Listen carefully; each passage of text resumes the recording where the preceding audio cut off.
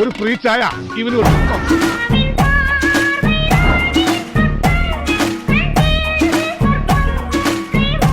ഒരു നാടൻ സുഹൂറ് കഴിക്കാൻ വേണ്ടിയിട്ടാണ് ഫർസ റെസ്റ്റോറന്റിൽ വന്നത് കേട്ടോ.